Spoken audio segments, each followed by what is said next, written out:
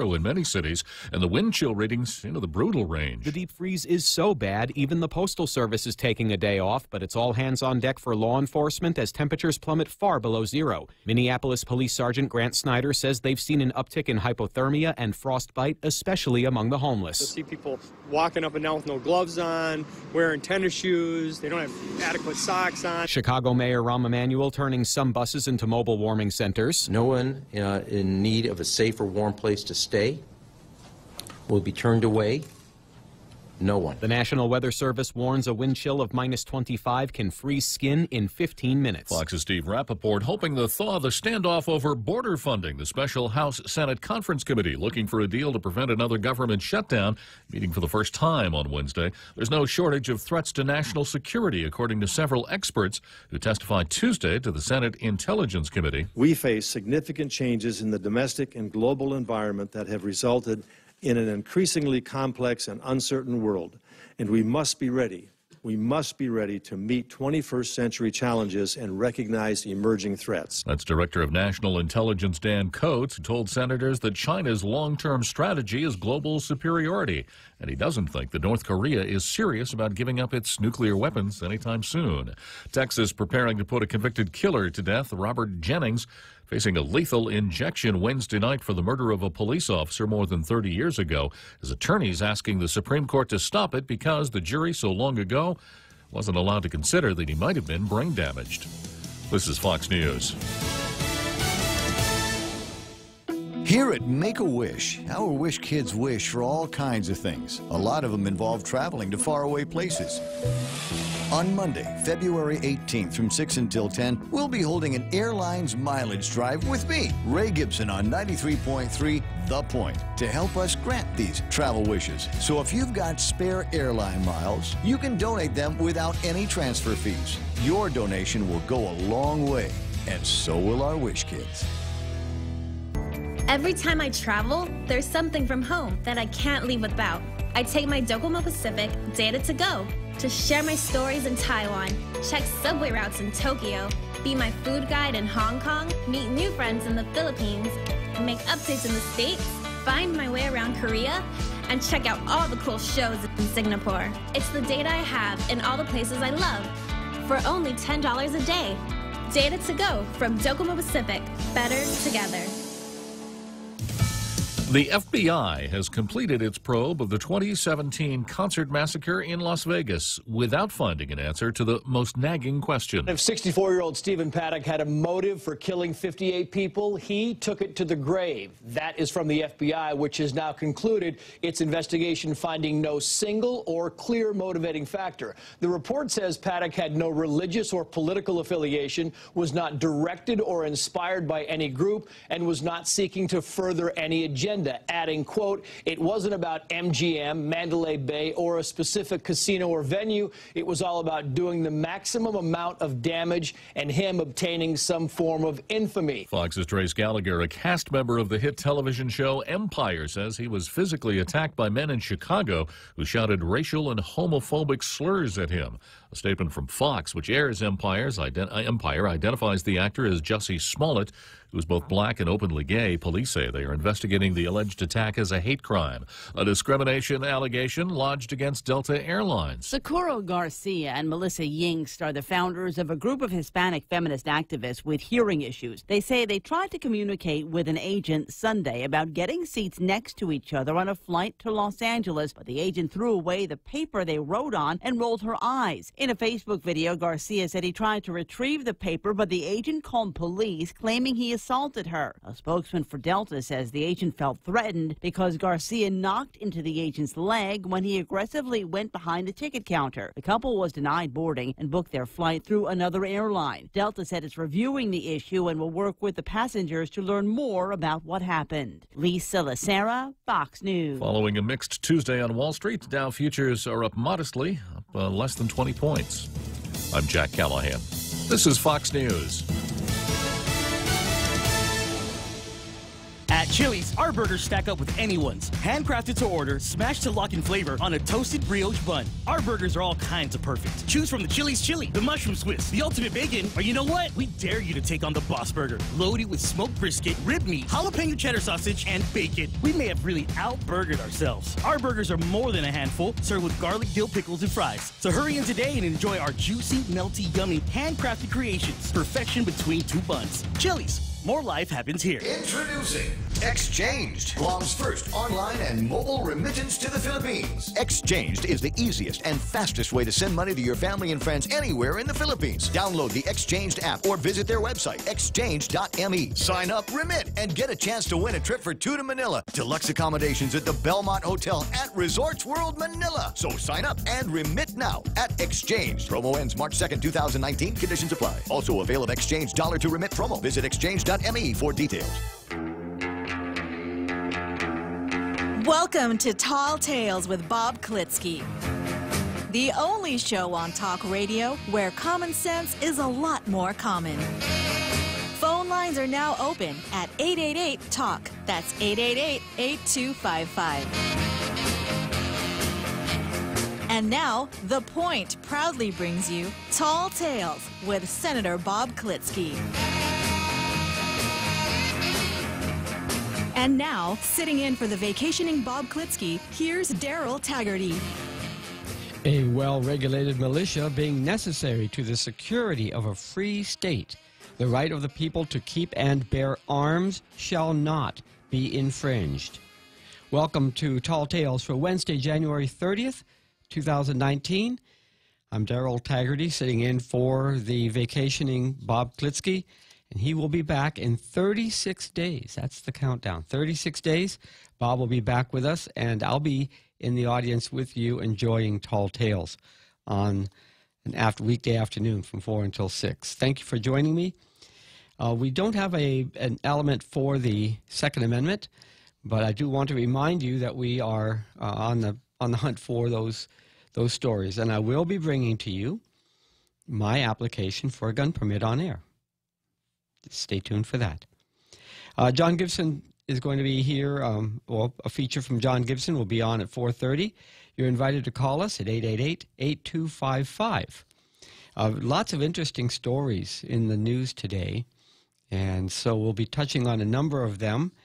And, of course, going to Zami Ikatni and taking a look at some of the, at a guest columnist in PDN that has a novel idea, and some excavating the point elements. And also have a bill to examine. First reading of the bill here on Tall Tales. So stay tuned for that and more. Of course, your phone calls are welcome, and your comments on Facebook are welcome as well. Let's go ahead and just jump straight into Zami Ikatni.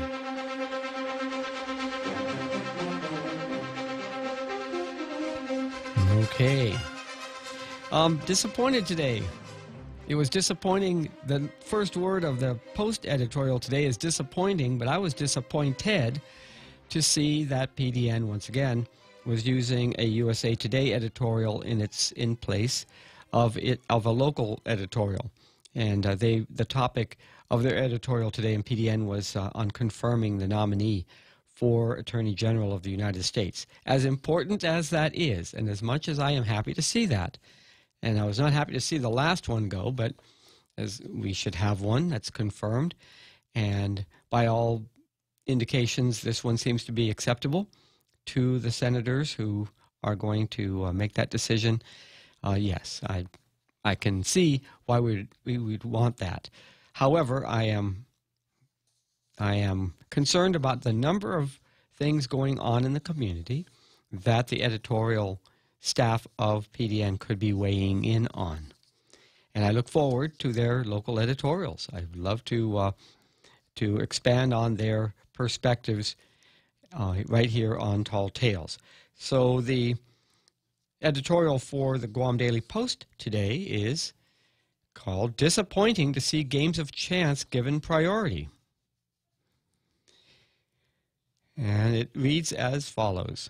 Given all the problems tearing at the fabric of our community, 3 senators found it a priority to propose legalizing betting money at village fiestas, fairs, and the annual Liberation Carnival once again. Freshman Senators James Moylan and Jose Tolahi were joined by Senator Joe St. Augustine in introducing Bill 29-35, which seeks to authorize the Mayor's Council of Guam to establish rules and regulations related to, quote, games of chance at fairs. The legislation doesn't specify any games of chance. It specify them, doesn't list them. Last year, Senator Talina Nelson and others in the previous legislature had worked toward getting legislation passed and signed into law that forbids the operation of a pop-up casino at the Liberation Carnival grounds and also bans gambling activities at village fiestas and fairs. Upon hearing of this latest pro-gambling legislation, Nelson told the Guam Daily Post on Monday that what Moylan, Tolahi, and St. Augustine propose isn't a good idea. Quote, "This law was put forth and prioritized because of the voice of Guam's people, who 5 times since 2000 have rejected gambling. Gambling isn't a sound solution for mayors' funding needs then, and it still isn't now." Funding needs. Nelson stated, "We agree. It is disappointing to see that, less than a month into their taxpayer-paid jobs, Moylan, Tolahi, and St. Augustine saw this as a priority over more pressing issues that stare all of us in the face. Many island residents are homeless or living in substandard houses, and in some cases young children sleep on nothing more than packing crates and layers of old carpet on the ground, as seen in a recent homeless count and in previous surveys before that. Many families are in anguish from a lack of job opportunities or low-paying jobs. The island's drug problem persists and is destroying families. These are just some of the issues that need senators' full attention. Sponsoring legislation to allow games of chance at fairs, supposedly for mayors to get more revenues to help their constituents, is nonsense, given certain mayors' past penchant for traveling overseas for festivals and conferences on the public tab. It's particularly disappointing to see Tolahi go down this path. If the public had known he would advocate for betting money in fairs as among his priorities, it's highly doubtful he would still have been voted into the 35th Guam legislature. The former Zonia mayor made it into the 15-seat legislature by just 54 votes over 16th place candidate Celestine Babauta. Tolahi employs a staff of nearly a dozen, and his $276,484 annual budget is among the highest of the senator's staff budgets so far. It would be wise for Tolahi and his analysts and advisors to think of the interests of the voters in general, who have overwhelmingly sent a message in previous elections that they don't want gambling activities on Guam. This then leads us to question the motive of these 3 sponsors of the, quote, games of chance legislation. Senators Tolahi, St. Augustine, and Moylan, whose interests are you after? Or, as Nelson has asked, quote, how many times will the people's voice be ignored? I think this is an excellent, excellent editorial, in my opinion. This is the way editorial boards need to speak when examining actions of our public officials. They are not above being questioned, their motives being questioned, or their activities being questioned, and certainly this is a priority that they themselves have come out to state.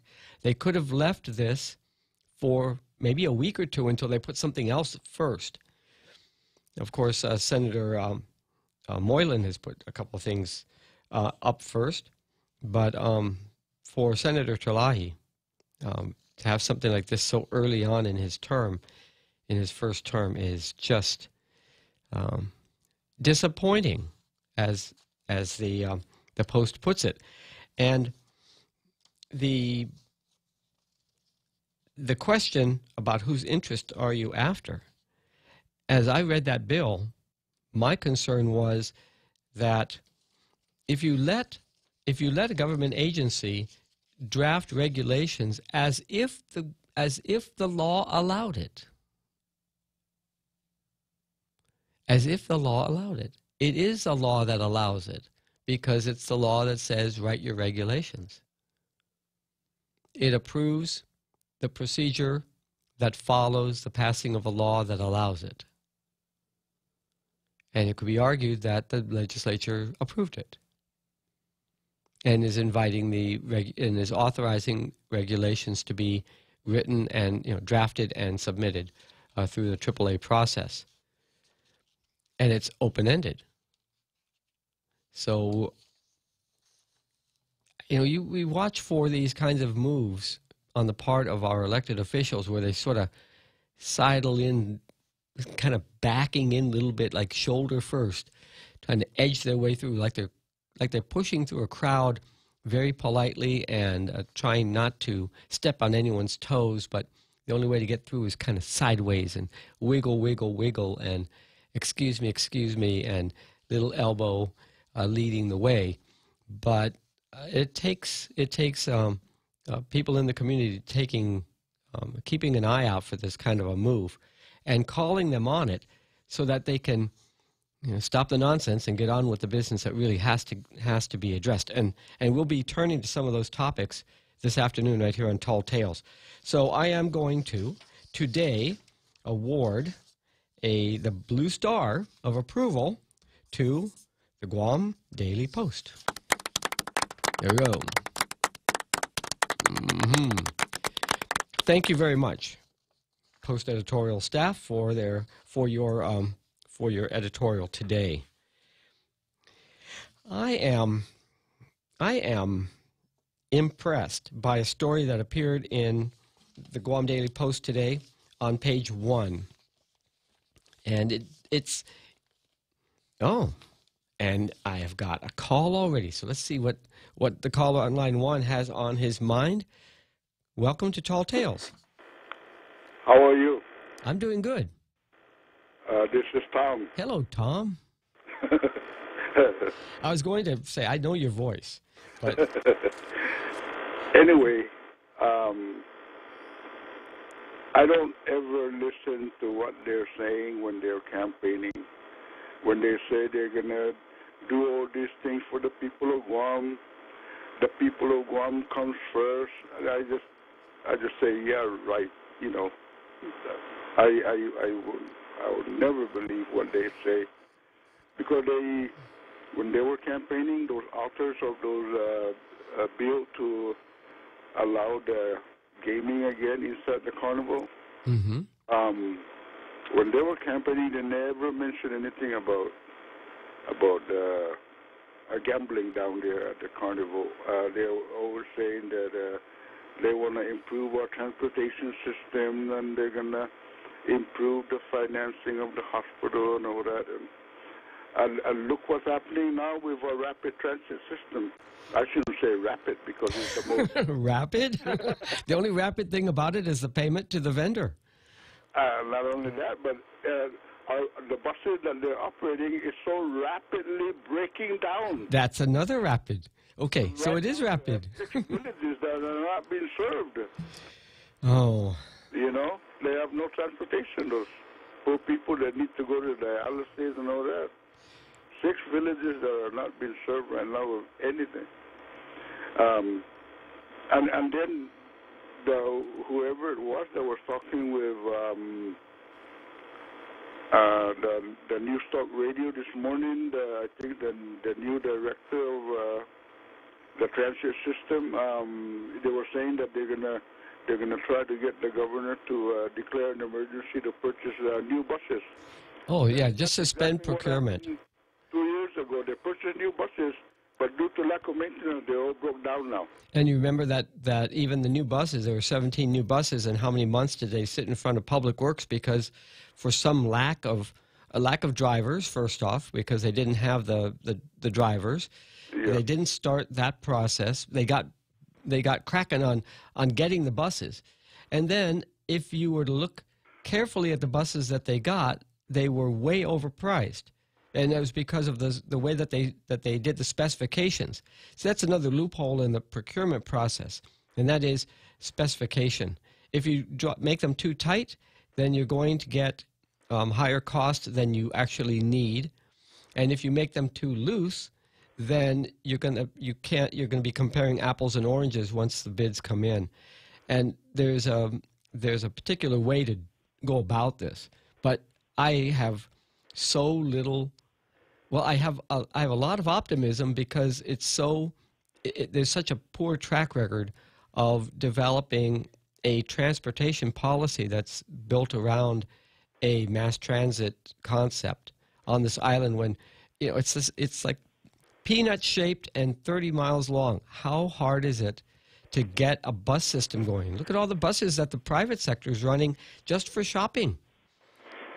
And that's only for serving about 4,000 people at a time, right? I mean, a total number of people visiting Guam at one time is something around 4,000 or 6,000.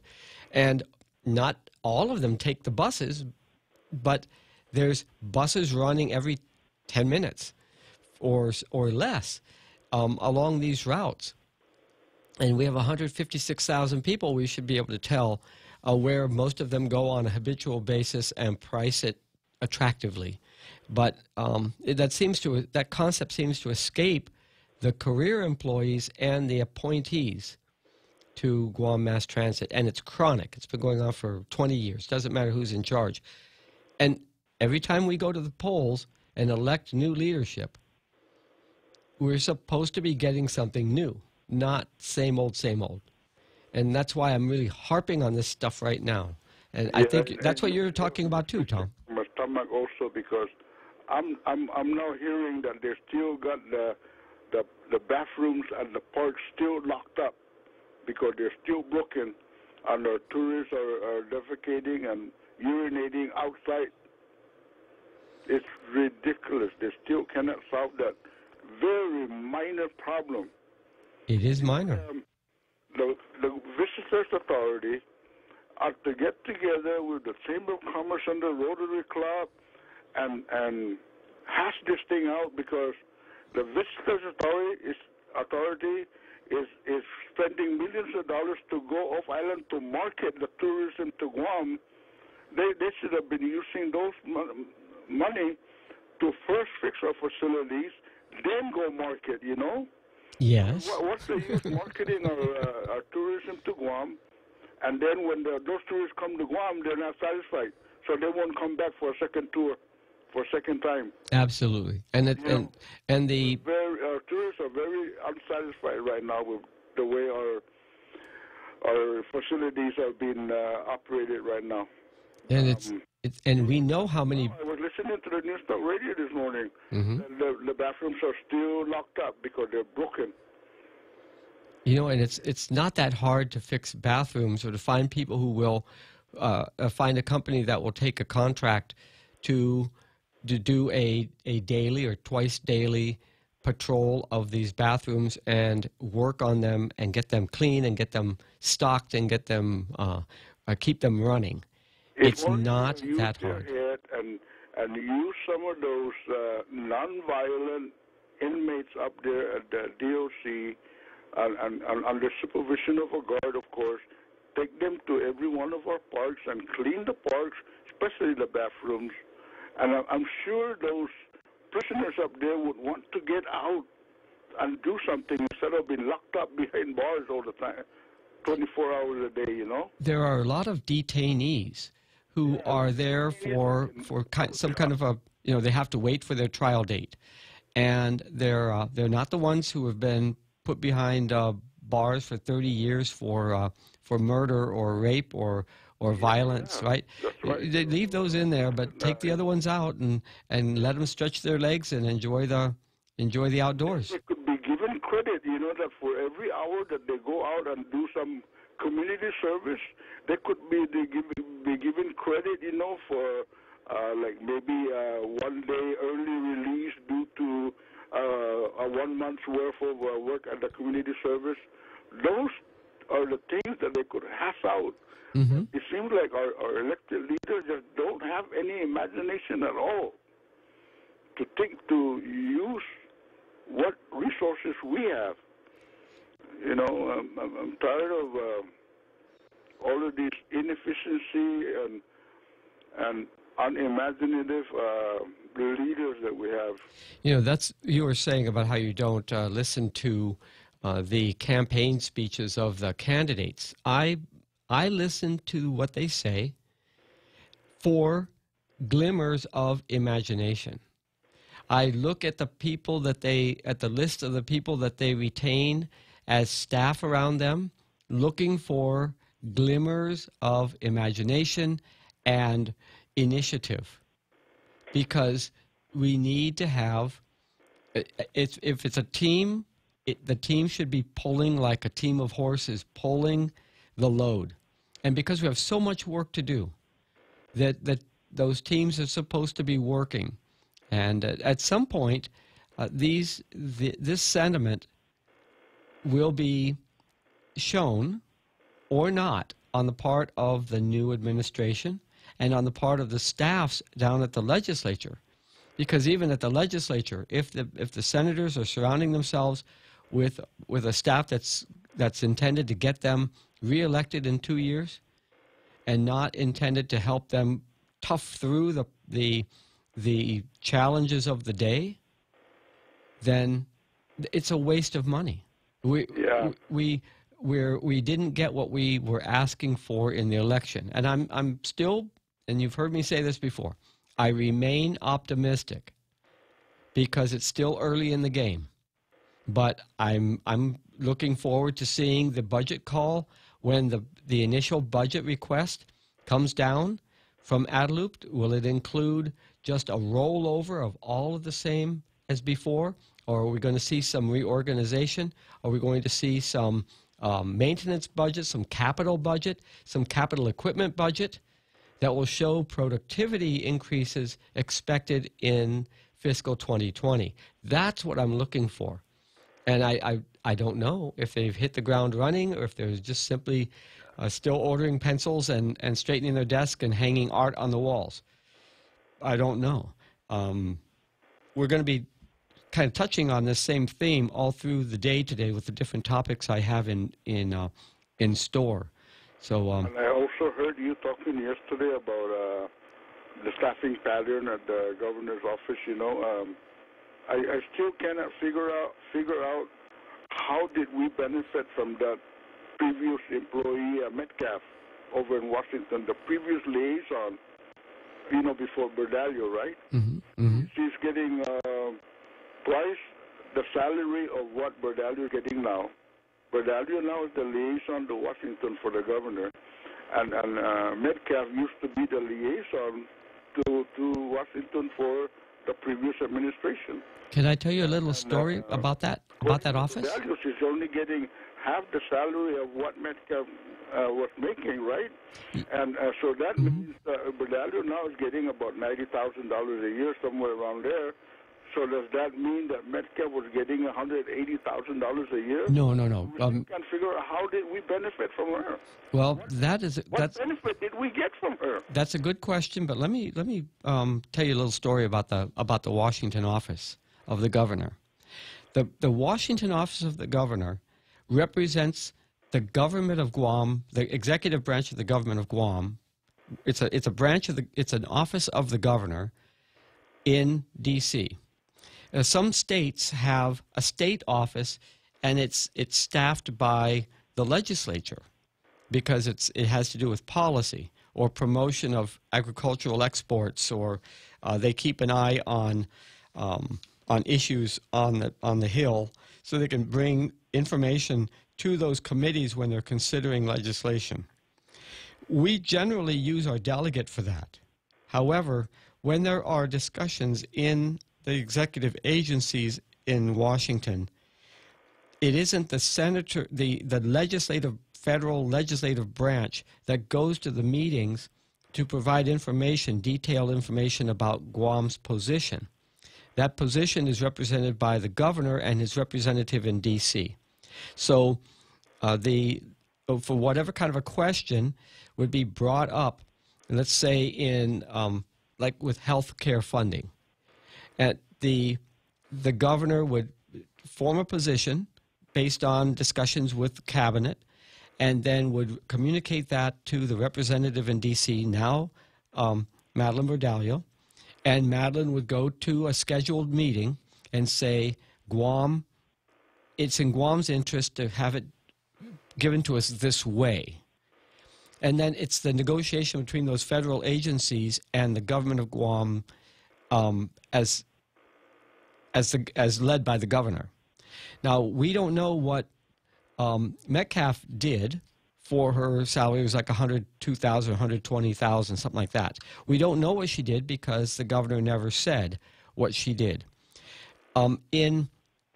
Before Metcalf, Jay Rojas was in D.C., and when I was at PBS Guam, I had occasion to go to a conference in D.C. and spent a couple extra days hanging out with Jay at his office and to go around to some meetings. Phil Leon Guerrero over at K57 used to be the staffer for Jay Rojas in that office. B.J. Cruz used to be Governor Bordallo's representative in D.C., and it was Bernice Carbolito who was the staff assistant for B.J.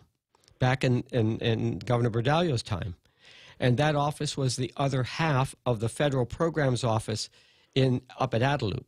And I worked in that office from 85, 86, and that was the other half of the office was in D.C. These offices work closely with the delegate, with our delegate, because there's a role, they don't have an overlapping role. They have complementary roles.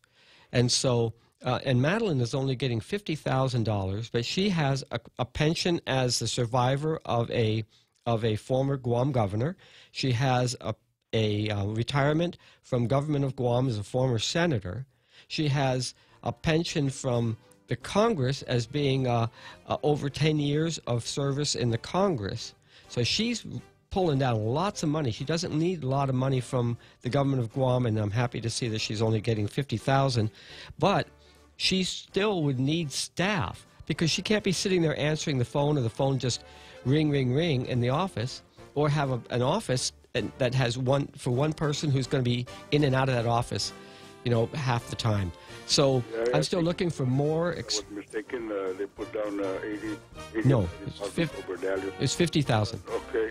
Well, Tom, it's time for us to go to John Gibson, and so I want to thank you for your call today and for. I'll talk to you later. Yeah, I'm looking forward to the next time we speak here on Tall Tales. Okay, let's go hear from John Gibson. John Gibson, digging up history. The earliest recorded attempt to bomb an enemy from the sky, and how it really didn't work out very well at all. That story after this. Let's talk heirloom sheets and towels from Redland Cotton in Alabama. First, the family farm, growing the finest cotton in the world. The spinning, the looming, every step made in America, right down to the cutting and sewing. Sheets designed from a long-lost 1920s weave. The softest, most comfortable, longest-lasting sheets you've ever slept on. The Redland family, dedicated to America and linens you'll treasure. Check out redlandcotton.com for America's linen. redlandcotton.com. It was 1855. The Austrians were making war against the city-state of Venice. Venice is in very low water, of course, and surrounded by very shallow marshes. The Austrians couldn't get close enough with their cannons. Then a bright officer proposed using hot air balloons set adrift, armed with bombs on timers. First, he sent out unarmed pilot balloons for wind speed and directions, of course. Then he set loose 100 balloons with bombs floating over the walls and defenders in Venice. Aerial bombardment was almost immediately abandoned. Why? Because the wind shifted, and the bombs started coming back, set to explode over the heads of the very people who turned them loose.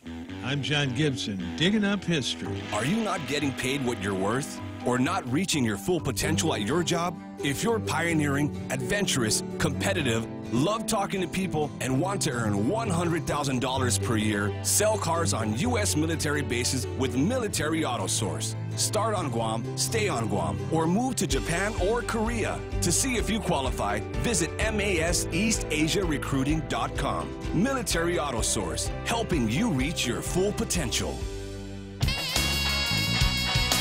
Welcome back to Tall Tales with Bob Klitzkie, Guam's single voice of reason. Call now, 888-TALK. That's 888-8255. And now, sitting in for the vacationing Bob Klitzkie, here's Daryl Taggarty. Yes, indeed. I want to thank Tom again for calling in today and getting our conversation going here on Tall Tales. Our telephone number here is 888-8255.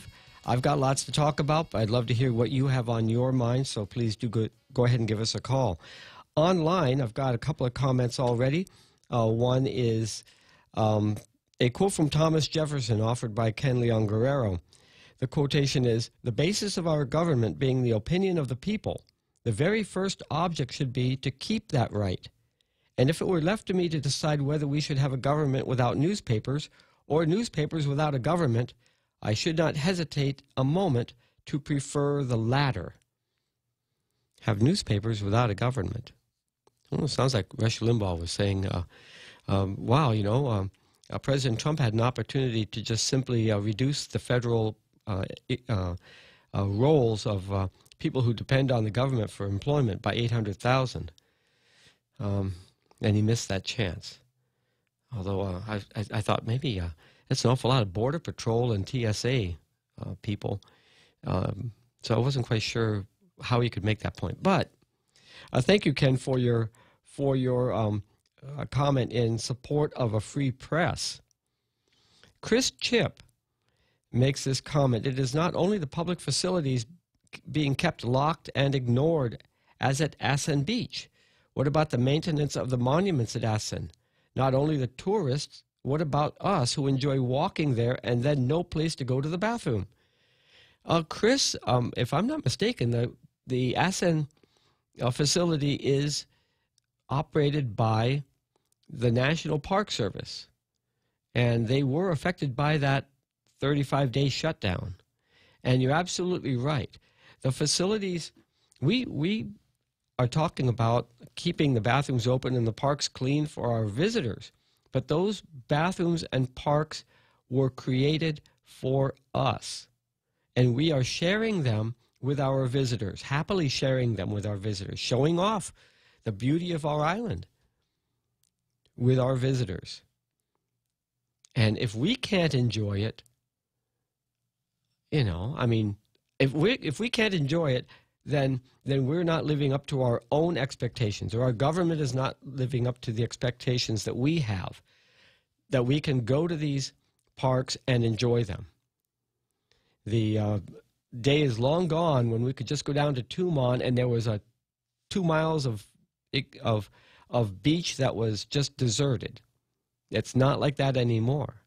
And so the government manages public areas so that we can, as it becomes more congested, we are organized in the public space.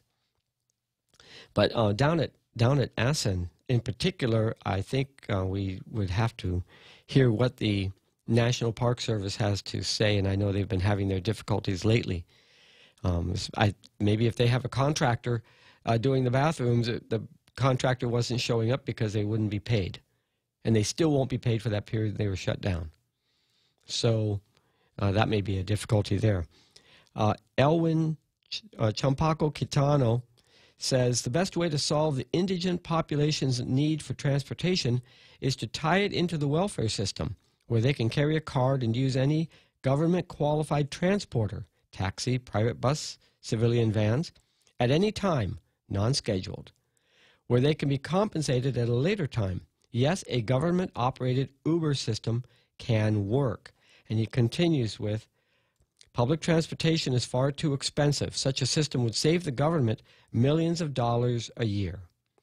And you have a valid point there. It has been shown that if we simply had people who would qualify by the same means testing that we use for most government programs for subsidies and for transfer payments, which is like food stamps and welfare. If we use the same means testing, that it would be cost effective to simply allow them to call a taxi to get to where they need to go. Now, the problem with this, and this is a problem that we brought up over the past couple of days, is that in regards to the homeless, and also Chamorro Land Trust, you don't want to build into a program the incentives for more people to get into the program and exchange their own transportation or responsibility to transport themselves and get rid of their cars and simply apply for the vouchers. Because it would be, the taxi industry would love it, and we'd have a multi-million-dollar system. And the money that we get for mass transit is federal, by and large. I'd say the local amount that's spent is fairly slim. And that kind of gets back to the article we were reading yesterday about the corruption case over in Hawaii. Because of those federal dollars, it would be, I would think that the federal authorities would be looking into how we could be getting so much federal money and have so little to show for it. And so I don't have any specific information. It's just the contrast is too glaring. And so we would like to see a mass transit system as envisioned by the federal government, since they want to pay for it. And if they don't want to pay for it, of course, we wouldn't have one. And we might have the other system as part of the welfare system. And so you have a really, really good point. However, mass transit is based on the economics of scale. So more people who would be willing to ride it, not because they're indigent, but because it's cheaper than operating a vehicle for gas, insurance, and whatnot, wear and tear, to go into work, commuting into someplace where you're habitual and you don't have to stop anywhere else on the way. All of the employees down in Tumon, coming in from Dedido and Tamuning and Mangilau and Agate, wherever they may be living, people who are reporting to work all around the clock. Why shouldn't they be able to ride a working mass transit system at a rate that's cheaper than what they have to pay now to buy a vehicle, put the gas in it, buy the insurance, and drive and park? And so, and there's not a lot of parking down there. So you're talking about more than one person to be able to get one person to work down in Tumon. And that sort of thing. Government agencies, if we build a central government administrative office building in Agana, then we're going to have that big crush of cars coming in from all over the island into Agana every day, like we used to have when when the administration building was still there, and other government offices were downtown. And so that takes planning, but it's not rocket science. So yes, we would like to see more thought put into this mass transit or regional. It's not regional transit, because region it implies the area like around us, like Rhoda, the rest of the Marianas, Yap, the islands between Chuuk and here that are a bit closer to us. That's regional. No, we don't have a regional transit system. We have a mass transit system for one island. Oh, Chris Chip says, for over a year locked? Well, I guess that's a good question for the National Park Service, why they are leaving their bathrooms locked. But one would think that they would start to notice people relieving themselves outside of the setting of a bathroom. And then Chris Chip says, and over a year, no maintenance. And then And then he says, Chris Chip also says, I don't think we could ask for federal funding after the 911 system fiasco. Actually, we're the ones paying for the 911 system. That's just a special fund that was diverted. 911, the E911 system, that's paid by everyone with a telephone every month as part of your bill, was money that was supposed to be set aside for the 911 system. And that was diverted as if it was part of the general fund. And so those are not federal funds like mass transit. And maybe lucky for us that one agency of the federal government does not talk to another agency of the federal government, or the misspending of highway funds would affect our Department of Education funds, or the misspending of education funds would affect the mass transit funds. So they do give us a break on that. And so, but watch that space. You know, this is, when it's the same agency, we get splashed, even though we may have a better record. Like the question of H-2B visas for Guam, if we have lower rates of fraud and overstaying than the nation as a whole, it doesn't matter because we are part of the American system. And once they're in Guam, they can change status, or they can transport to another location once they've got the visa. And they can petition for a change of status. And so we may not know what whether those rates are really different here on Guam. And Chris Chip gives me a thumbs up and a laughing face. Thank you very much, Chip, for chipping in. Chris Chip on the Facebook side of Tall Tales this afternoon. There is a very, very good article on page 1 of the Guam Daily Post today. I was really happy to see it. And that is $61 million for health care may be in jeopardy. Now, I don't like the headline because when I read the article, and I recommend that you look at this. John O'Connor wrote this article about Affordable Care Act funding may be lost by the end of 2019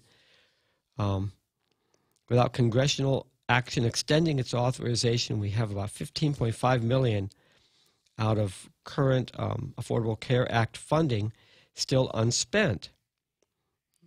If the money is spent, then we still have $61 million in unreleased money that we must use.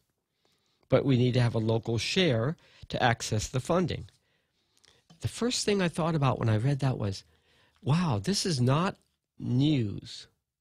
This is something that the people who manage these funds in the government of Guam and for the government of Guam manage these programs over at Public Health. They know this. They know it. They live it every day when they go into work. And they must have told their director. I know Leo Casil was acting director for the last 8-10 months over at Public Health, and I'm sure Leo told the governor. But did the governor tell the legislature so they could put it in the budget? You know, I mean, the money's sitting on the table, and it's money that we can use, and it's money that that can pay for some of the bills at the hospital and can provide more health care for people in the community who are eligible for it under our current guidelines, like Hep C sufferers over at DOC. I mean, this is the money for it. And so what gives me great hope about this, it continues on page 4, and they talk about how the money can be used so that we don't have to spend locally budgeted MIP funds, which come out of our local revenues. And they're using lapsed funding from other programs at Public Health as the local match and to maximize Medicaid assistance. I appreciate that Public Health is juggling funds, but to secure the tens of millions of available dollars from the feds, isn't this a good time to move some money there, and it takes the legislature to move it, not the governor's transfer authority. I mean, the governor could transfer it $250,000 at a time, but he can't transfer, $6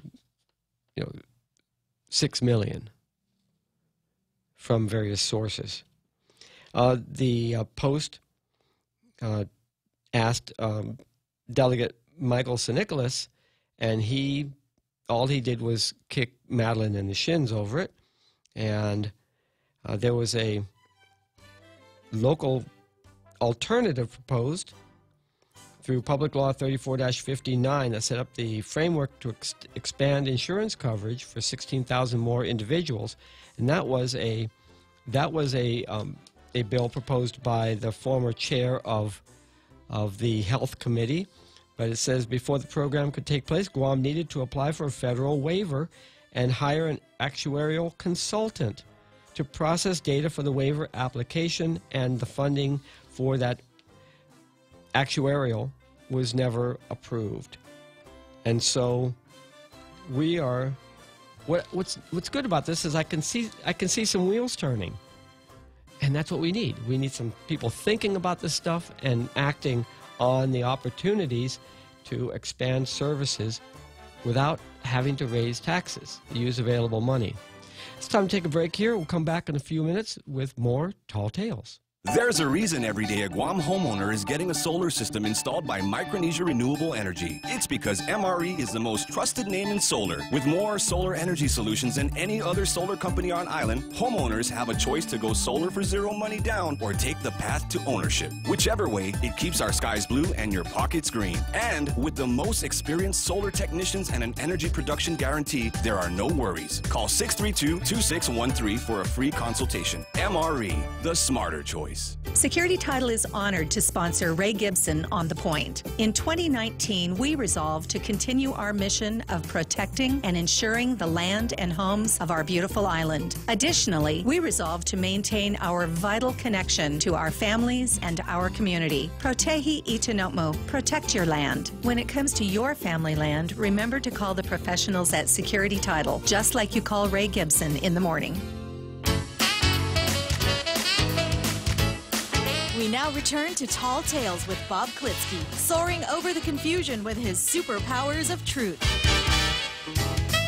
Call 888-TALK. That's 888-8255. And now, sitting in for the vacationing Bob Klitzkie, here's Daryl Taggarty. Hey, welcome back to Tall Tales.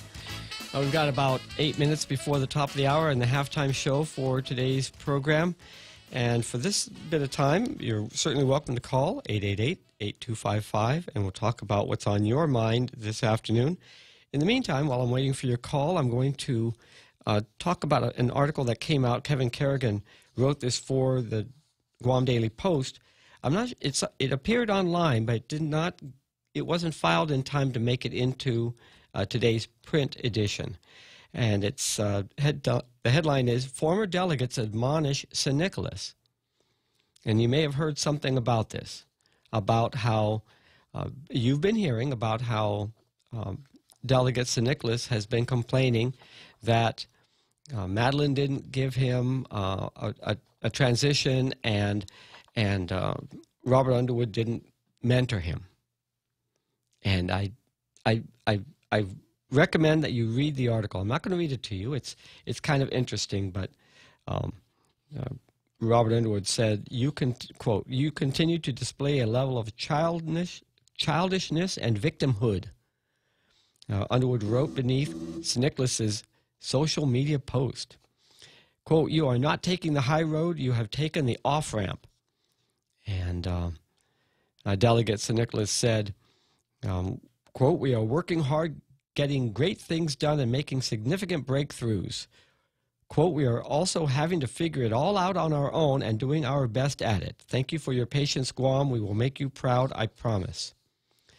Not only the transition of the district office, but also the fact that he doesn't have anybody on staff available to people who are calling in, people who say, "I'm tired of this, I'm going to go see my congressman." It happens all through the United States, in every district. People in their individual lives get so fed up with something going on in the federal executive branch that they take it to their federal legislative representative to get some work done. Now, I can speak to this. Personally, I can speak to this because I worked for Mr. Wampat during the end of his final term and worked the transition in 1984 to the office of General Ben Blas. And I also worked for Robert Underwood starting the month before he was sworn in for his first term for his orientation, and I worked his first term and into his second term and worked that office, the initial office before the office that's up there in where Madeline has had her office for the past 5 terms. And in each of those transitions, there was no transition. The transition happens at the House Administration Committee. When a candidate is credentialed by the local election commission, and they take their paperwork to the Congress accepts it, and they give the incoming congressman or woman a procedure on how to acquire an office. And they get the list of all the furniture, they get the phone numbers, they get the building lease, and it's their option to keep it or change the numbers, change the location, whatever.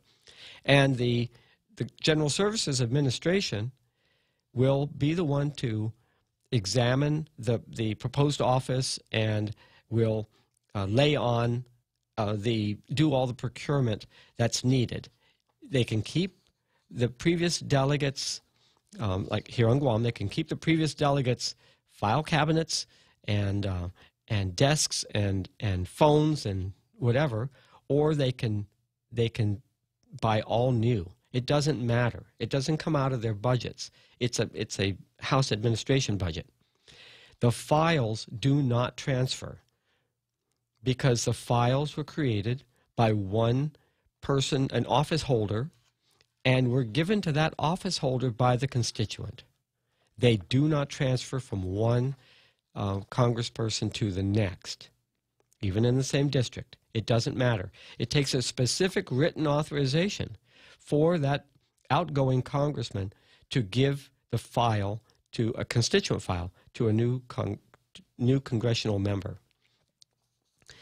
I should mention I was also the head of constituent services for Robert Underwood in his first term. And I was the one that would receive the phone calls and people walking in the office and who wanted to see the congressman, but if he was off island, then if he was on island, I would sit in and I would be the one to process all the paperwork and do all the follow-up in tandem with the office in D.C. But I would package it here and prepare it as best I can for the people in D.C. to work what they do on their side to go to contact the federal agency and get an answer to the particular inquiry. And Senator St. Nicholas has none of this set up now. And he's flailing around, blaming his predecessors for not holding his hand and making it happen for him when he has had access to briefings and detailed inventory information from the House Administration Committee. And, maybe there was a problem in the House transitioning from a Republican to Democrat staff. Maybe the Republican staff were going out and they just sort of left things sit until the Democrat staff could come in January and take care of the incoming members. But I doubt it because a lot of the new congressional members are already running with their district offices. And St. Nicholas could have taken over the existing office, lock, stock, and barrel, except for the contents as far as the files, could have moved right in there and then moved in another 6 months. It's not rocket science again. Well, it's 4:59, just about 5 o'clock, time for our halftime show here on Tall Tales. Be with you in about 5 or 6 minutes.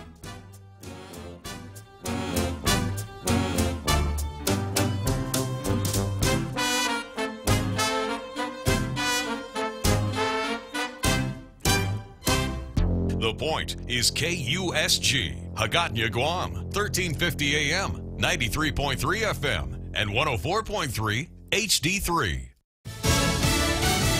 An icy grip.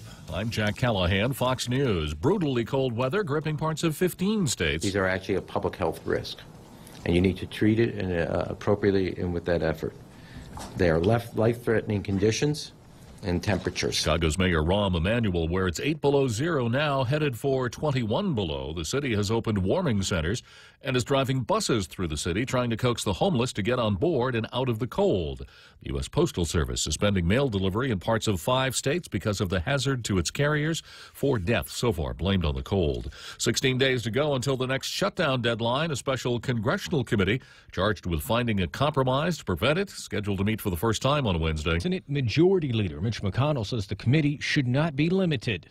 For whatever works, which means avoiding a shutdown and avoiding the president feeling he should declare a national emergency. Minority Leader Chuck Schumer says President Trump should stay out of negotiations.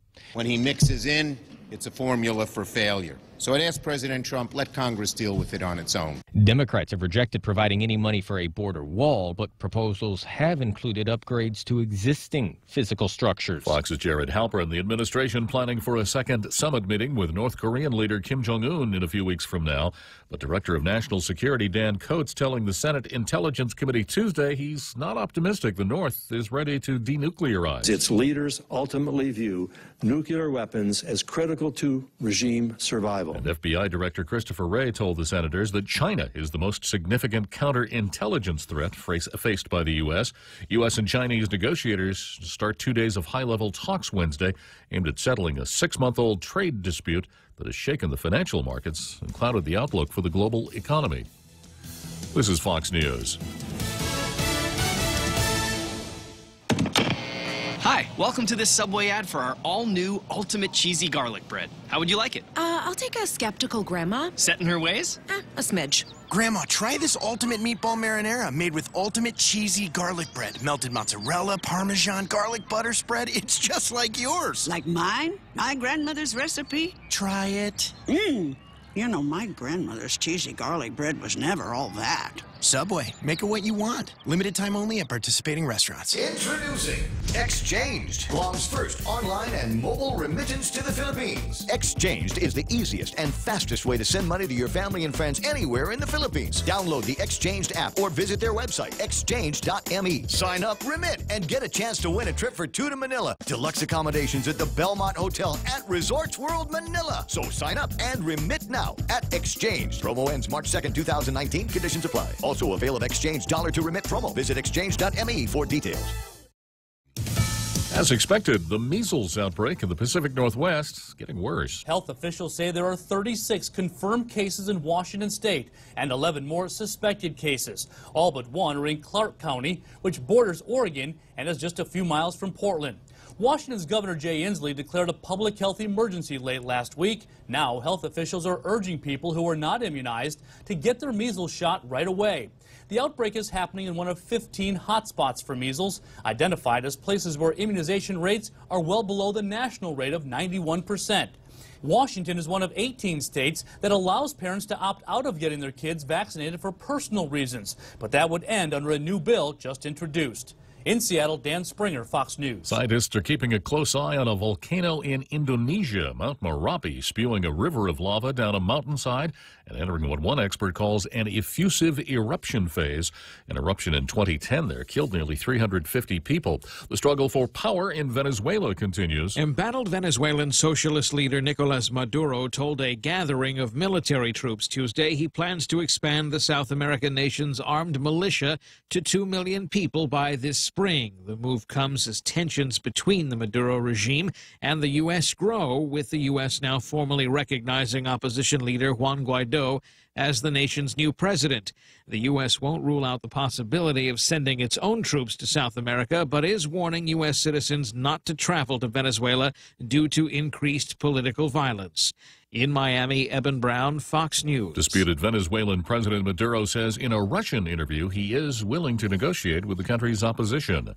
A second undercover Houston police officer has been released from the hospital after being shot Monday night in a drug raid. None of the 4 officers shot is being named as they work undercover. I'm Jack Callahan. This is Fox News. Are you a veteran or on active duty looking for a home loan and VA eligible? Then Bank Pacific stores are open to you, where we are a VA approved preferred lender. That simply means we can give you faster credit approvals and loan closing. And with today's super low rates, you just can't go wrong. Bank Pacific's My VA Loan, where we're open to closing your loan in a hurry. Bank Pacific, where others put branches, we place roots. Equal housing lender, credit conditions apply. Viva Bank Pacific. Are you not getting paid what you're worth? Or not reaching your full potential at your job? If you're pioneering, adventurous, competitive, love talking to people, and want to earn $100,000 per year, sell cars on U.S. military bases with Military Auto Source. Start on Guam, stay on Guam, or move to Japan or Korea. To see if you qualify, visit maseastasiarecruiting.com. Military Auto Source, helping you reach your full potential.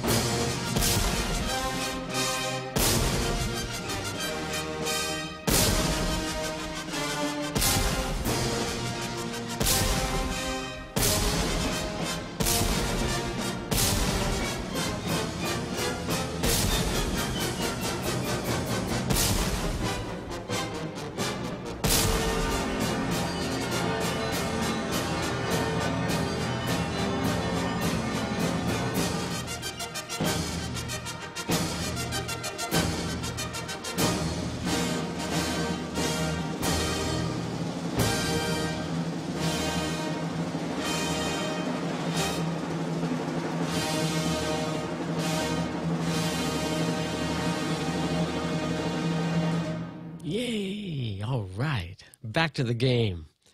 Our halftime show. I hope you enjoyed that, and we're back with Tall Tales. I'm Darrell Taggarty, sitting in for the vacationing Bob Klitzkie. Thank you very much for joining me this afternoon. We got ourselves a really interesting show going today. I got a comment before I continue.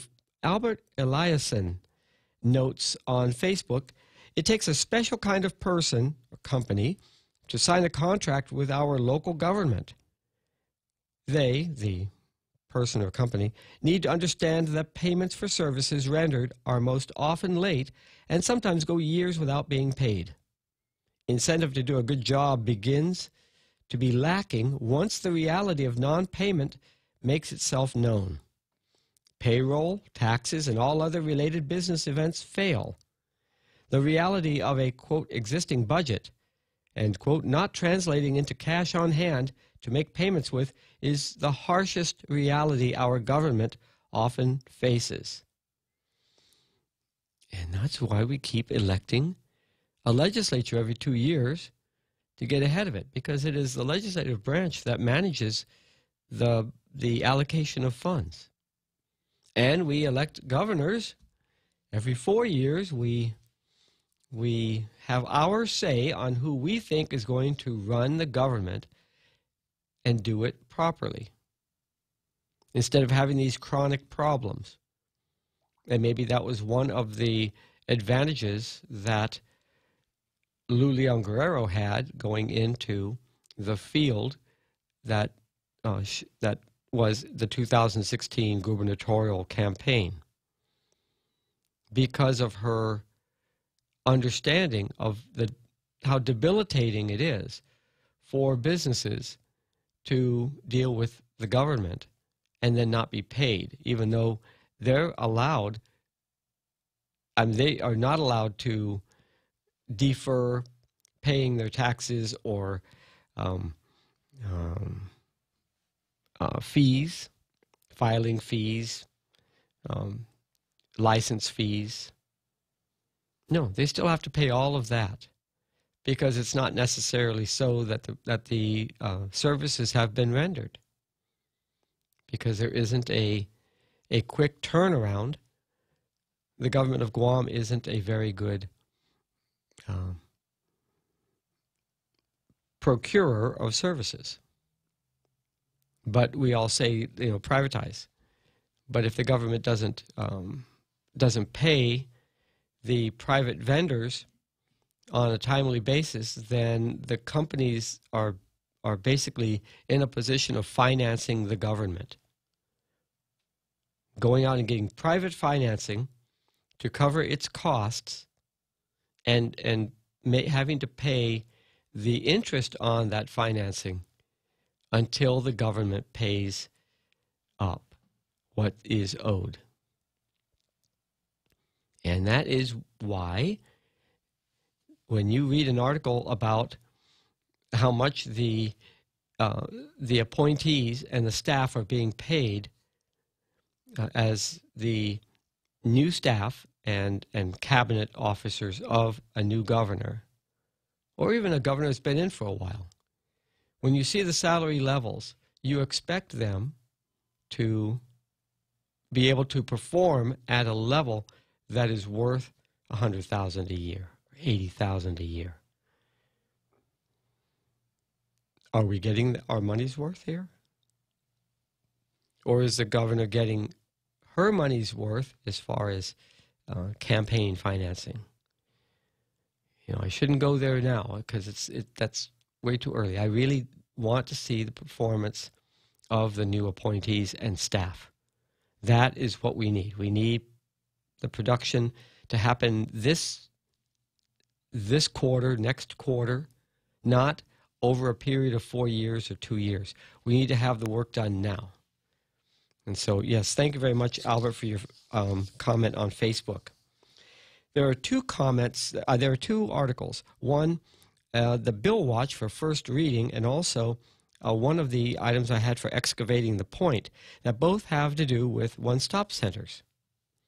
So let's do the Bill Watch, and the first reading for Bill 31-35, Senator Moylan's one-stop center proposal.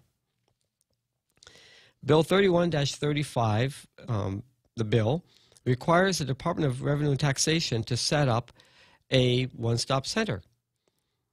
But what we had before and what is intended here is a single location for representatives from all agencies involved in approvals to be available.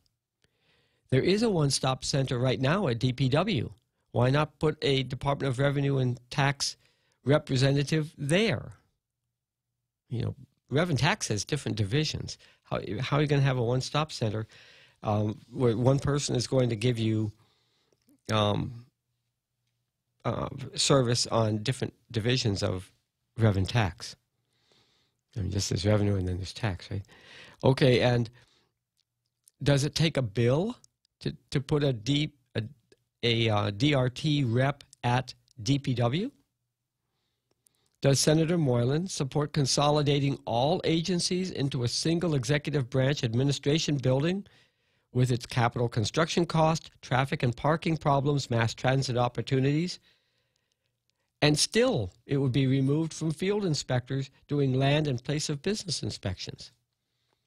There's been a proposal under the previous administration to put a new administration building down in Agana, about where GPD is now. And I don't know. Are we going to do that? We don't have to have a one-stop center. We just have everybody in the same building, and you don't have to do too much running around, around different places from, on the island where our government agencies are scattered. Technologies can be used. This bill, Bill 3135, impresses me as a placeholder. Senator Moylan staking out his ideas in competition with other senators. I am not impressed. It's not thought through.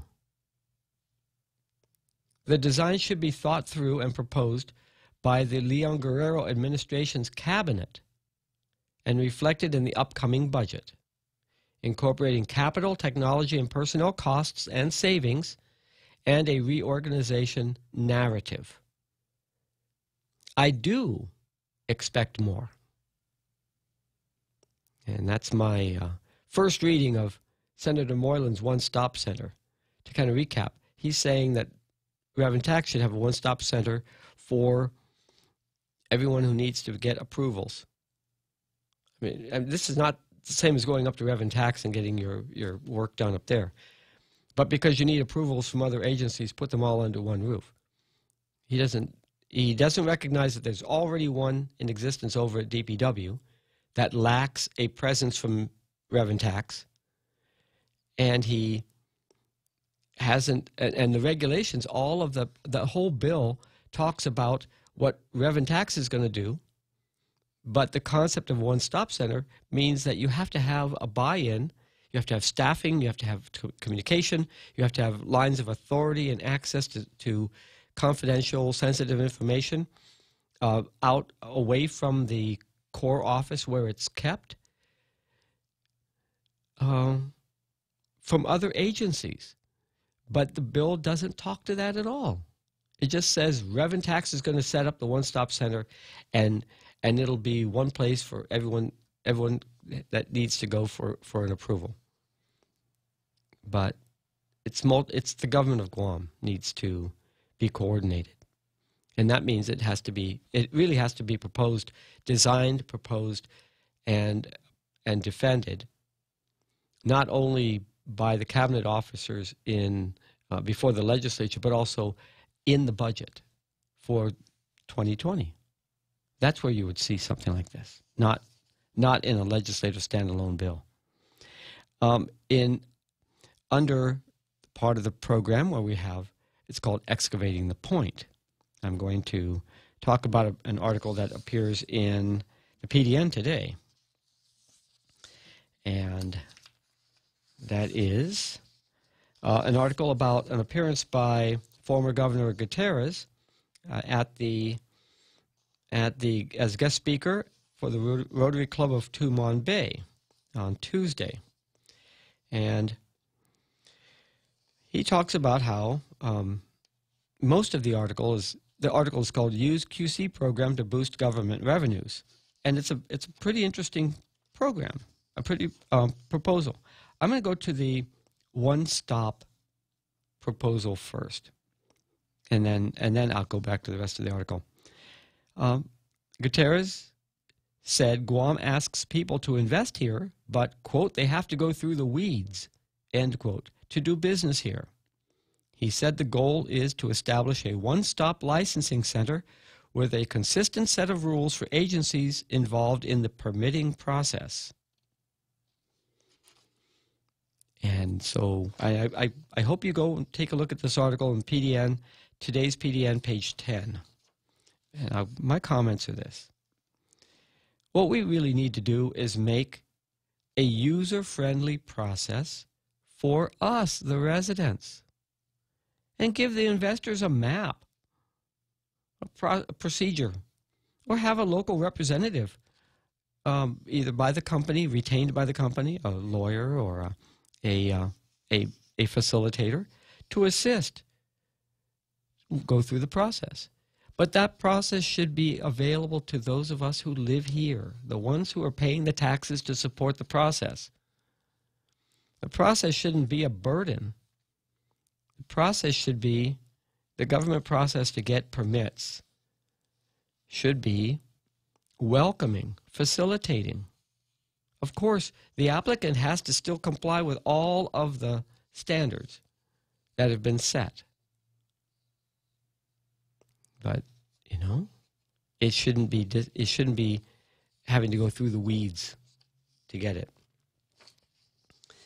Elsewhere in this article, Governor Gutierrez was reportedly talking to the Rotary Club of Tumon Bay about having corporations. See, Senator St. Nicholas introduced Bill 246-34, and it became law in May of last year. And the bill allows GovGuam to issue a qualifying certificate granting a 75% rebate on the tax that would normally go to the IRS of 15.5% on their foreign profits. So it's, if the money moves through Guam, then we will, because of our mirror tax code, we will tax it at 15.5% as authorized by the federal government, but then we will rebate 75% of that if they file here on their way of for the process of repatriating their money from foreign earnings being brought back into the United States. And it's a good concept, and I say let's try. But national priorities will trump Guam processes generating benefits at their expense. They've done this before, Head Note 3A and the CNMI textile industry. We start industries and then we get the rug pulled out from under us because they can. Because they can. Not because it's right, but especially if we're going to take dollars out of either their constituents' industries in their own constituent districts, or funds out of the federal treasury going into our treasury instead of going into the federal treasury. Governor Gutierrez also in his appearance at the Rotary Club of Tumon Bay said this administration will also work to include the Philippines in the visa waiver program in an effort to boost tourism arrivals. And he said, quote, we're moving forward in many different directions, end quote. And I have no doubt about that. He is the kind of imaginative person I would hope that all of the appointees would be in the new administration. But, you know, to think that the Philippines is going to qualify for a visa waiver, you know, we're talking about he's pandering to his local base, political base. And I don't blame him for doing that, but he's making these political promises, you know, to try. But, you know, the facts are pretty clear about why the Philippines has not been added to the list of visa waiver countries for citizens of that country to come into Guam. It's been stated repeatedly over the years. Now, if there's something, I'm hoping that there's something in the numbers that have been gathered recently that show that for some reason it's so much cleaner. The way that that citizens of the Philippines seeking entry into Guam is so much different than the data on Philippine citizens seeking admission to the 50 states. And if so, then we have grounds for the request. But it's really too bad. I think lots of people have had their hopes lifted, and you know, the visa waiver program for the Philippines is still subject to historical and ongoing fraud and overstayed data that the objective measurement used by USCIS.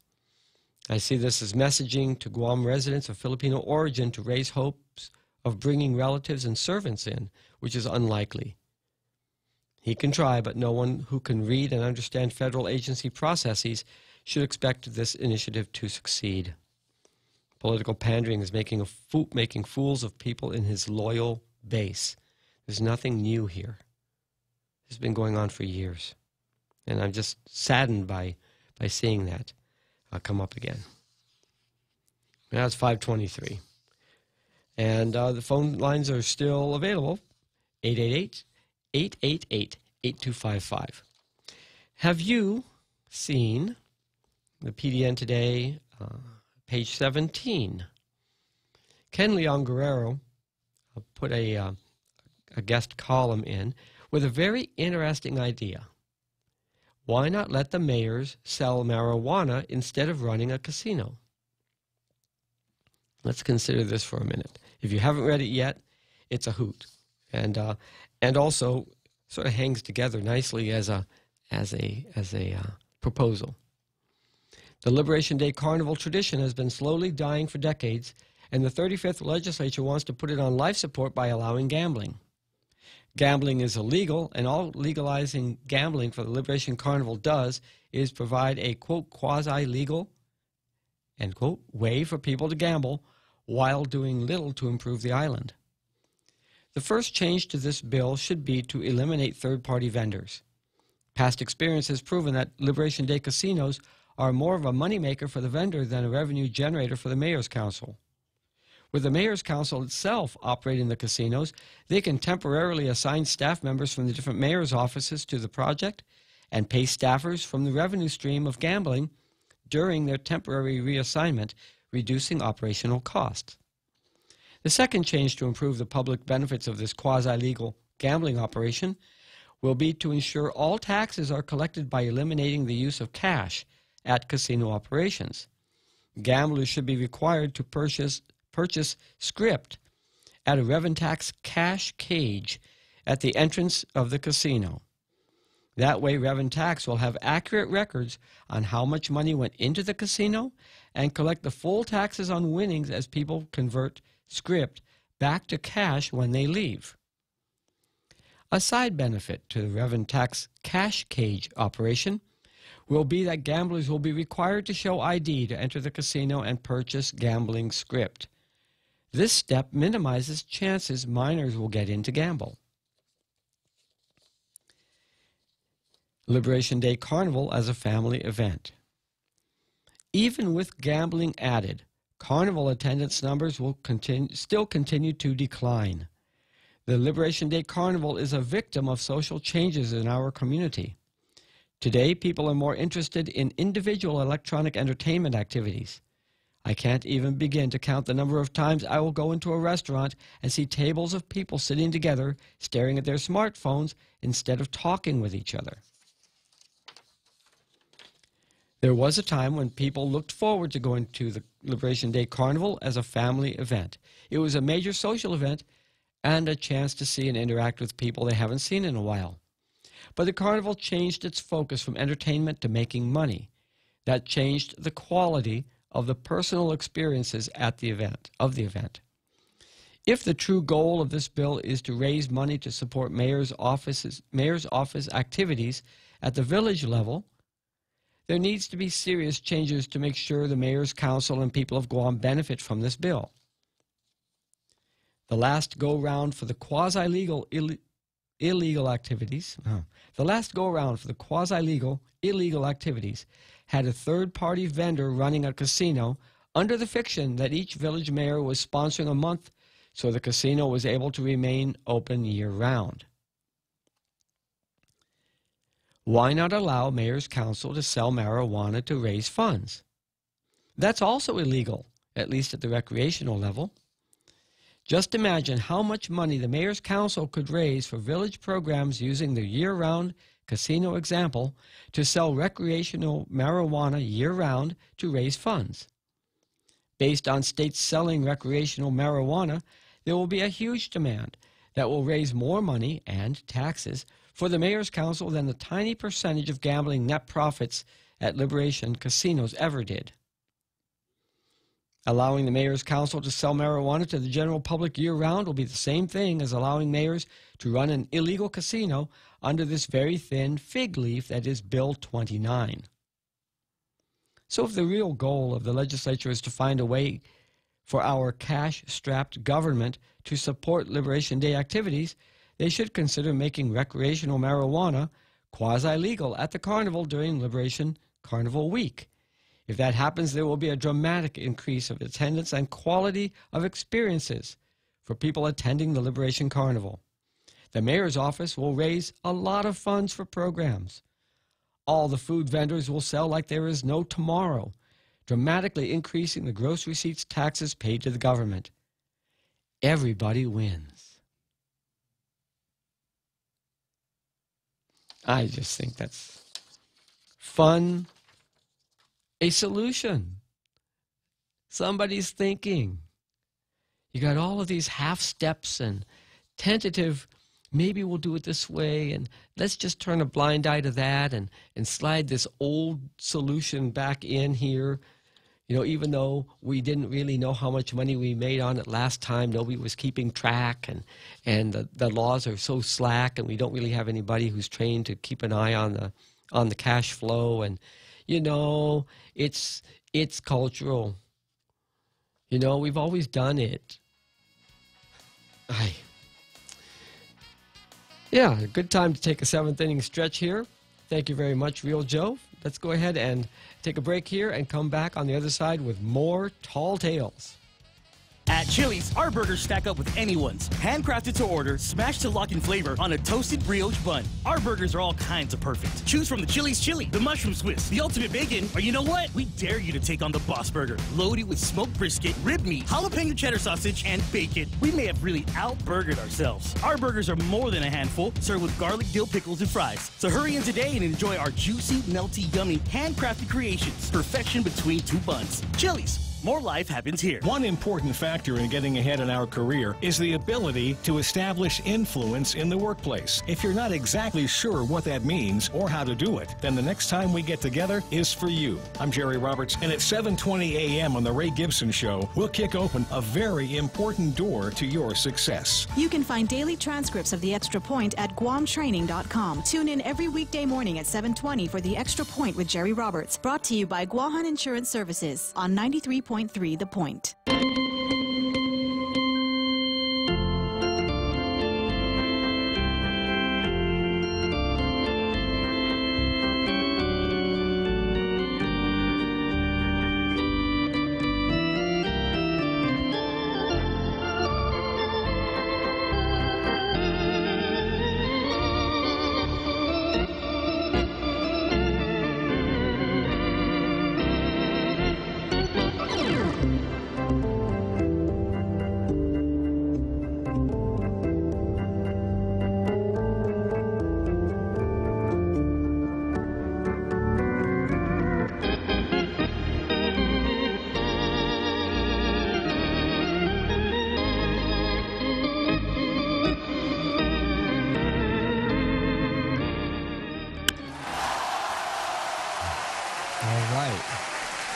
Back to the game, and now that we've had our 7th inning stretch, welcome back to Tall Tales. I'm Darrell Taggarty, sitting in for the vacationing Bob Klitzkie. He'll be back in, what did I say, 36 days? Yeah, 36 days. So let's make the best of it, and thank you very much for tuning in this afternoon. I see a comment by Richard Leon on Facebook. He says, on the one hand, it's noted that Delegate St. Nicholas already has the black eye over a legitimate domicile in Washington, D.C. The Democratic Party chiefs and prior delegates didn't say, due to their experience, all the Guam public notes are the excuses and finger-pointing.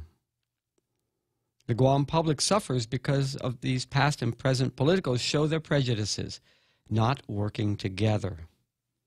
You know, there was a concept once, Team Guam, and we haven't seen that for a while. Richard Leon continues, small thinking shows at Congress building. All that wasted land space around the Congress building. Reduce rental handouts. Yeah, I guess we don't need to have open spaces, green spaces. Just keep building it up, and house our 15 senators and their $250,000 staffs. Jose Martinez chimes in. He says, "Let the mayors sell meth. Definitely in high demand." Right? Well, we're not trying to legalize meth, but there's quite a few efforts to legalize marijuana, or at least decriminalize marijuana. Even the incoming Attorney General of the United States was quoted in saying that he said that as long as people are following the state laws on marijuana, that he didn't intend to get involved, for the federal government to get involved in enforcement of that particular part of the law. I thought that was a pretty interesting comment. And so thank you for your comments on Facebook and for joining us online this afternoon. Before we go, I have another article where the lead is buried. I want to show you something. I think I showed right there. There it is. There. The Merriam-Webster Dictionary of Quotations. And then that says, Daryl, politically opposed, personally friends. Jeff Evans, K57, January 93. That was when I left K57 and went over to Robert Underwood's office, January 93. So it's a book of quotations, and there's one I'd like to read for you here. I marked a bunch of them. But right now I'd like to tell you this one. It's by John Maynard Keynes, the author of The General Theory of Employment, Interest, and Money, which was something of an economics Bible around the time I was in school back in the 70s. The ideas of economists and political philosophers, both when they are right and when they are wrong, are more powerful than is commonly understood. Indeed, the world is ruled by little else. Practical men, who believe themselves to be quite exempt from any intellectual influences, are usually the slaves of some defunct, dead economist. And here's a quotation from Martin, the late Reverend Dr. Martin Luther King Jr., and from a book he wrote called Strength to Love. The means by which we live have outdistanced the ends for which we live. The means by which we live have outdistanced the ends for which we live. Our scientific power has outrun our spiritual power. We have guided missiles and misguided men.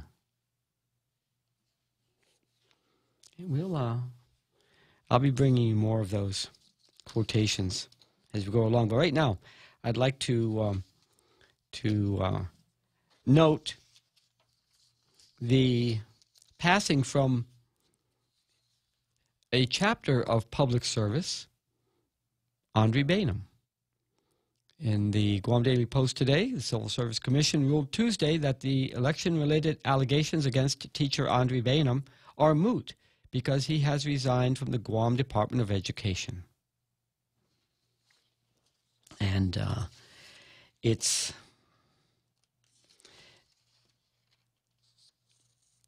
my comments on this article. It's on page 1. No, I'm sorry. Where is it? I just set it down. I didn't note it. Anyway, it's in, I think it is on page 1 of the Post today. DOE loses a good teacher of civic engagement.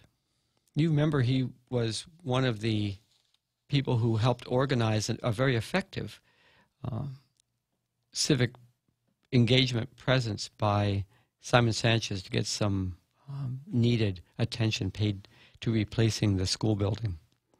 The article says Troy Torres initiated the complaint, which was then pursued by DOE. So it wasn't even initiated by his supervisor or someone within DOE. I don't expect government leaders to reward political opponents or defend Mr. Bainum's putting his employment at risk by leading a campaign as a volunteer. Can't keep a good man down. He can find employment at DOD or private schools. Noting the passing of Andre Bainum from DOE into the next chapter of his life, his continuing life. Another article that really comes under the heading of excavating the point is Restore the Integrity of Waiting List. CLTC says, it's page 1 of today's PDN. and it talks about how the Chamorro Land Trust has priorities, stated priorities this year, including reestablishing the integrity of the waiting lists for land trust leases and improving the land trust's transparency. And it goes through, and the article goes through and recaps some of the information that we've already had over the past 9 months or so about the Chamorro Land Trust, and which now, congratulations, Jack. Jack Haddig has been confirmed in the position. The land trust's priorities. And according to Pika Farron, the chair of the Chamorro Land Trust, the priorities this year include reestablishing the land trust as a separate agency from land management, improving transparency, working with lawmakers on legislation to ratify the 104 void leases and to amend the land trust law. Staff must be trained on the new policies and requirements. Reestablishing the integrity of the waiting lists for residential and agricultural leases, determining long-term plans, including working with utility companies so that the land trust's plans are coordinated with capital improvement projects, performing subdivision compliance checks for current leases, coordinating with Guam Housing Corporation to fast-track home construction, and generating more revenue. Based on current revenue streams, the land trust won't be able to operate after 2023, Farron said. That tells me so much. And this is the buried lead. The buried lead is that the Chamorro Land Trust Commission still insists on ratifying void leases that were illegally processed, and to change procedures. Simply put, the law is not being upheld by our government officials. The law, if it hasn't been changed yet, if they're going to go to the legislature for a change of how to treat a batch of work they've completed or to establish procedures, until that it's approved, they are still subject to the current law. And just because there's a proposal doesn't mean that it's going to go retroactively their way. They're supposed to follow the law. They don't have authority to do anything that's not the law. They are government officials, not wise men placed in positions to rule over us. Also, revenue should be sufficient not only for administration, but also to survey new properties, pay for infrastructure improvements per the subdivision law. Has the new Leon Guerrero administration just jumped the cost of the Chamorro Land Trust Commission beyond historic and projected revenue generation levels? I mean, the money that Chamorro Land Trust generates is supposed to go into improving Chamorro Land Trust lands to make them more attractive for investment by eligible applicants into homes and into farming activities and into commercial enterprises, all of which generate taxes and economic activity and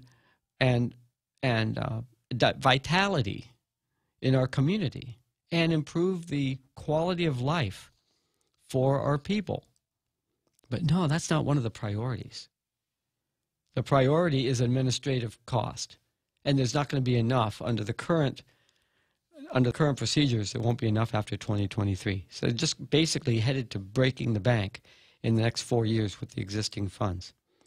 And what is the real buried lead that needs to be excavated here? And this should have been the headline. The missing priority in that list I just read to you is restoring the integrity of the Chamorro Land Trust Commission.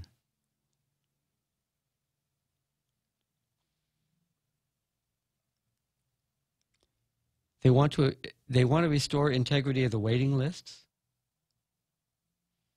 but they don't want to restore the integrity of the commission as a body responsible for implementing the law. I shouldn't be speechless. I should just simply say that it is beyond incompetence. It is contempt for the law that's being shown by the chair of the Chamorro Land Trust Commission.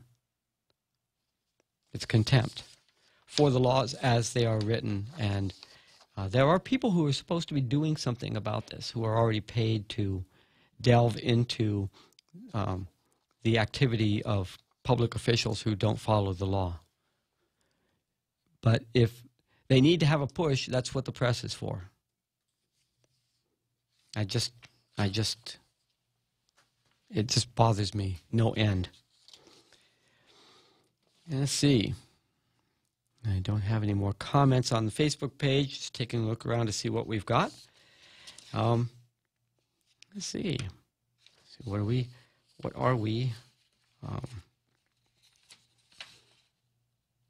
There we go. Okay. Did you guys, any of you online notice? I put an LP up on the wall here behind me a couple of days ago. It's just kind of a something that you can think about.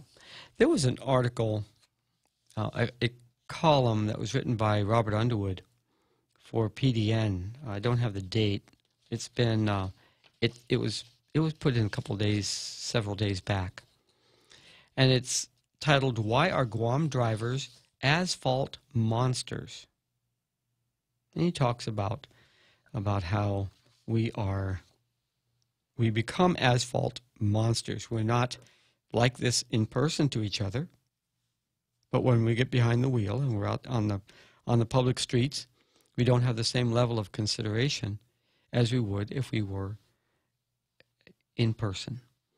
And he discusses this in the course of the column, and he talks about the pedestrian deaths.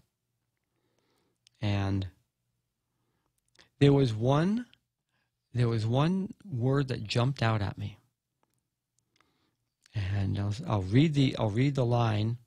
No, I'll read the short paragraph, and you can see if you can pick that one out. We seem to have road narcissism in abundance. We lose all empathy for others once we close the car door. Maybe we need traffic philosophers or ethicists to help us clarify our behind-the-wheel values. Why are our road values different? Did you hear the word? The word is values. What we value is really the culture we live in. What's important to us, how we see our place in our community, what we hold important, more important than other things, and those values they impact on how we are with others, positively as a community, negatively in behavior that is destructive, harmful, murderous, insensitive, hurtful, not helpful. And so I'm going to be talking about, just like talking about decolonization, I'm going to be talking about values. Values education. We touched on values when we were talking about vocational education last week. And the value of education, how important is education to us? And how do we, let's see, I had a list of values, considerations. I hope I didn't leave it on the other side. But the values that we carry from growing up, and influences in our community, issues in our schools. How do we learn values? Do we learn values in school? is there values education in school? We need to examine that. We're going to be examining that as we go forward over the next couple of weeks here on Tall Tales, where it's time to take a short break and come back for the home stretch immediately after this break here on Tall Tales.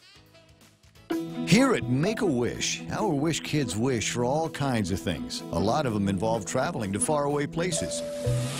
On Monday, February 18th from 6 until 10, we'll be holding an airlines mileage drive with me, Ray Gibson, on 93.3 The Point, to help us grant these travel wishes. So if you've got spare airline miles, you can donate them without any transfer fees. Your donation will go a long way, and so will our Wish kids. Every time I travel, there's something from home that I can't leave without.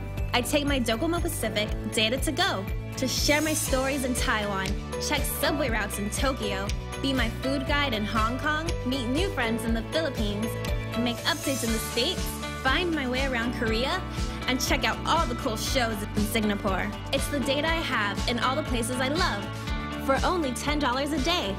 Data to Go from Docomo Pacific. Better together.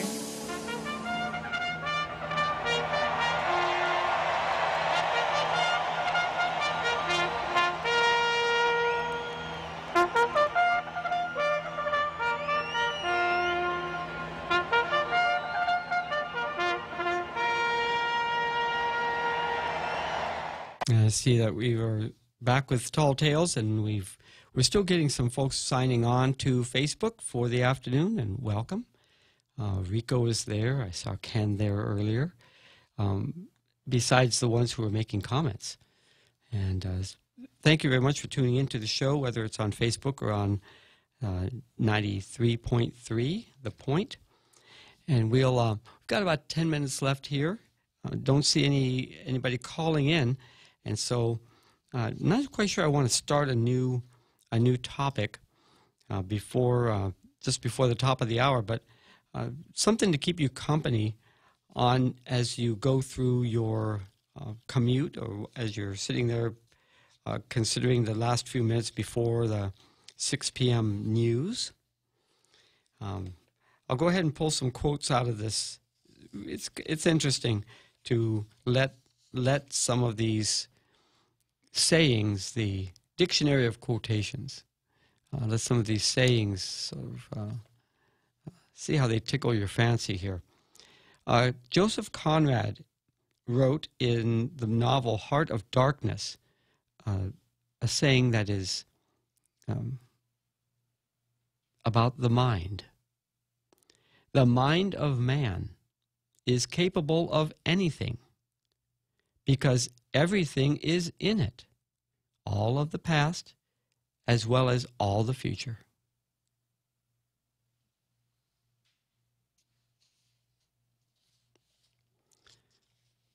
And let's take a look here. Reform. You know, we talk about reform here a lot, and you've heard of the concept of muckraking, right? Sifting through the mud for the nuggets in the mud. The men with the muck rakes are often indispensable to the well-being of society, but only if they know when to stop raking the muck. You know, it's muck raking is very useful for one side or the other. It's usually not used evenly. And Theodore Roosevelt said that in a speech in 1906. And that was on reform. Reform and reformers. How about taxes? Jean-Baptiste Colbert, maybe he's a forebear of Stephen Colbert, said, "The art of taxation consists in so plucking the goose as to obtain the largest possible amount of feathers with the smallest possible amount of hissing." And let's see. Oliver Wendell Holmes, Jr., Justice of the Supreme Court of the United States, in a judicial opinion in 1904 said, "Taxes are what we pay for a civilized society."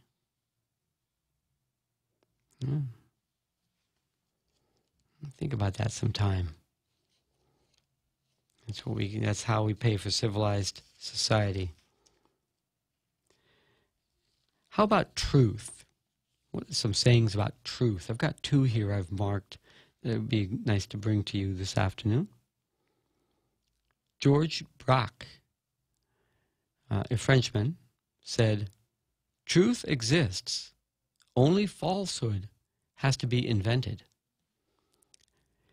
You know, Real Joe, I think Bob Klitzkie said something like that once in one of his shows. I think I caught him saying something about this. About truth? About truth exists, only falsehood has to be invented. Oh, that's true. He did say That's true. So, I think he said something about if it's true, then you don't have to remember. I mean, you don't have to use any of your brain to remember what you said if it's really true. Yeah, but you really have to think hard about what you said if you said something that's a lie. That's a lie Yeah. or intended to shave the truth. Yes, sir. Yes, indeed.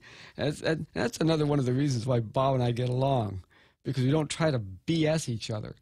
You know, I don't mind sparring with him, but and one of these days I'm going to spar with him, but I don't know if he'll allow us to do it publicly.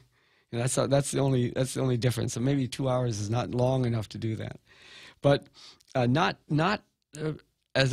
trying to best him, not trying to beat him, just taking that gem that we have of a beautiful life that we live in 2019 on Guam, and holding it like as a beautiful gem in our hands, and look at all the different facets and describe it to each other, or describe its beauty, because he sees it differently than I do, but we see the same gem. And I know you see it too out there. Harry Truman was quoted in Look magazine talking about truth. "I never give them hell. I just tell the truth, and they think it is hell."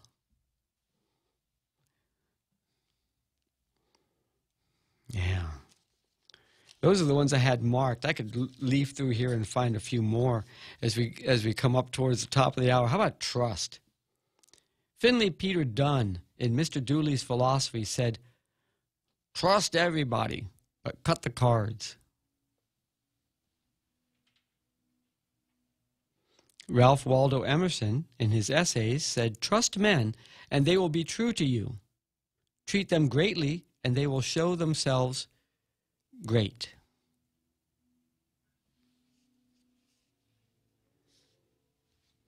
And Marianne Moore, in Distrust of Merits, article she wrote, "As contagion of sickness makes sickness, contagion of trust can make trust."